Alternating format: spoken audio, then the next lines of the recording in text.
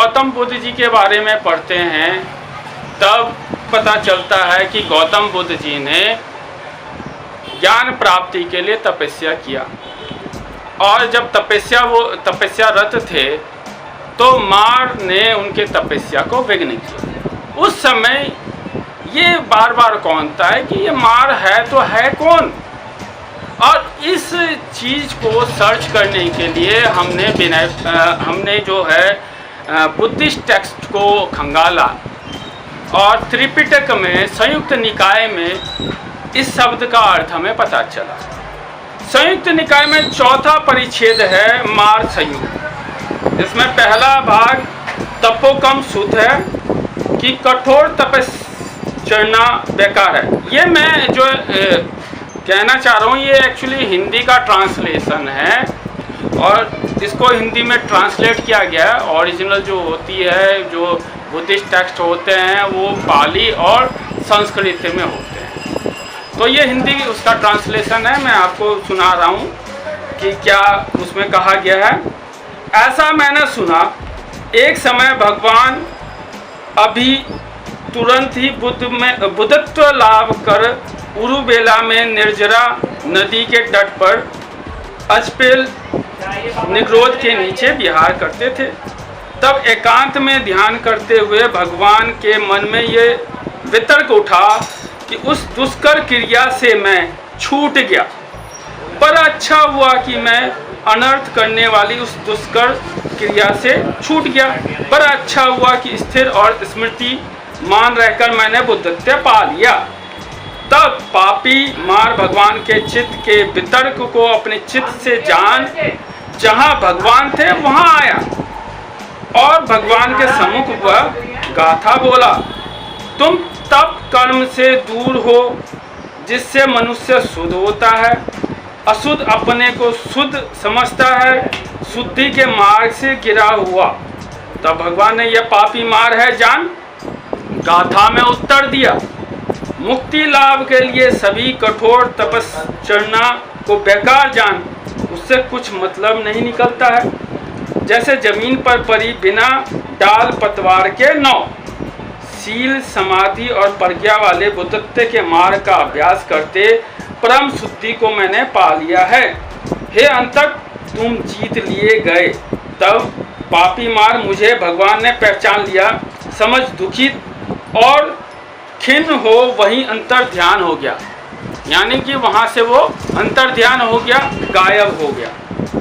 दूसरा, इसके जब आगे हम देखते हैं नागसूत्र। नागसूत्र में जब हम पढ़ते हैं तो मार के बारे में और ज़्यादा हमें पता चलता है।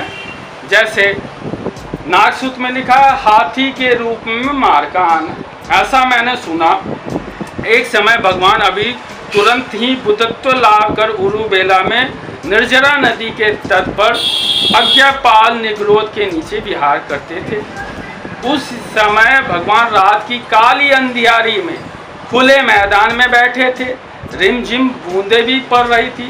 तब पापी मार भगवान को डरा, कंपा और रोंगटे खड़े कर देने की इच्छा से एक बहुत बड़े हाथी के रूप धरकर जहाँ भगवान थे वहाँ आया। उसका सिर था मानो एक काली चट्टान, उसके दांत थे मानो झलकती चांदी, उसकी सूंड थी मानो एक विशाल हल। तब भगवान ने यह पापी मार है जान गाथा में कहा, इस दीर्घ संसार में अच्छे बुरे रूप धरकर तुम फिरते हो। अरे पापी, इसे अब रहने दे, अंततः तुम नष्ट हो गए।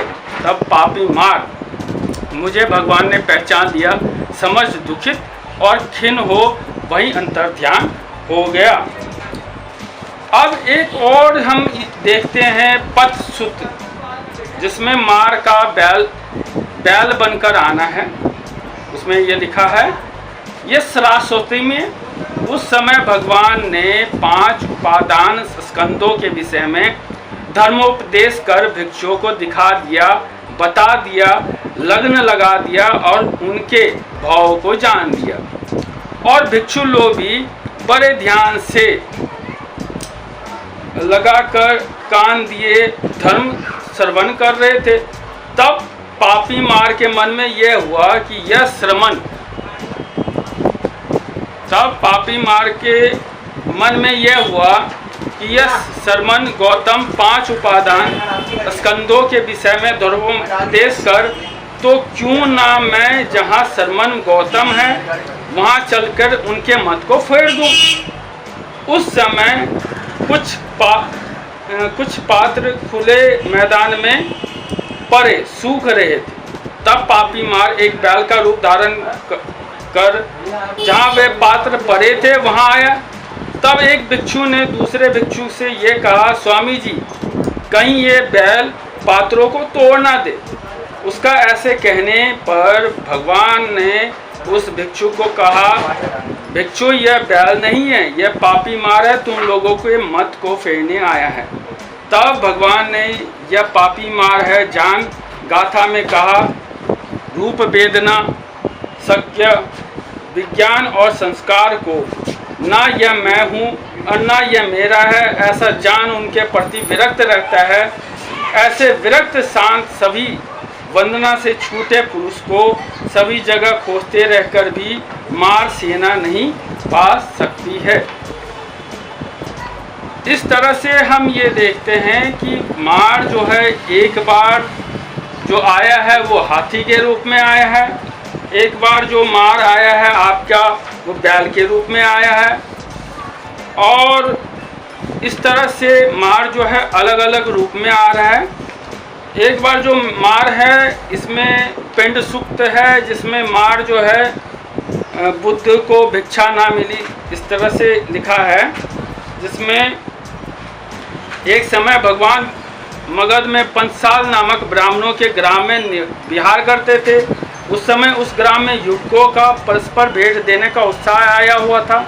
तब भगवान सुबह में पहन और पात्र चीवर ले गांव में भिक्षाटन के लिए बैठे। उस समय पंचाल ग्राम के ब्राह्मणों पर पापी मार सवार हो गया था, जिसमें श्रमण गौतम को भिक्षा ना मिलने पावे।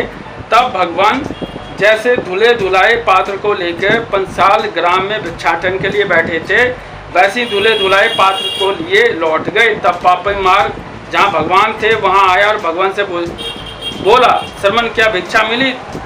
तुम पापी ने वैसा किया जिसमें मुझे भिक्षा नहीं मिली।